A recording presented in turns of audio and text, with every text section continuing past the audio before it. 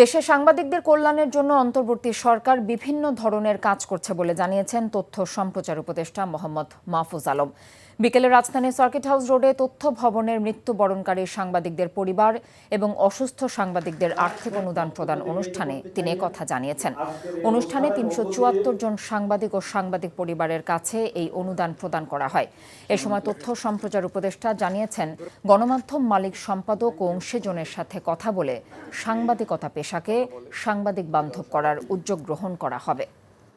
এই পুরা সাংবাদিকতা ব্যবস্থাটাকে কিভাবে মালিক এবং সম্পাদকদের সাথে কথা বলে কিভাবে আরও সাংবাদিক মাধ্যম করা যায়, সাংবাদিক কল্যাণধর্মী করা যায় এবং যারা সাংবাদিক কল্যাণ ট্রাস্টের ভিতর দিয়ে যে কাজগুলো চলমান আছে সেগুলোকে কিভাবে গতিশীল করা যায়, এটা আমার একটা চেষ্টা থাকবে। এই ঈদে জামা জুতো অ্যাক্সেসরিজের ডিসকাউন্ট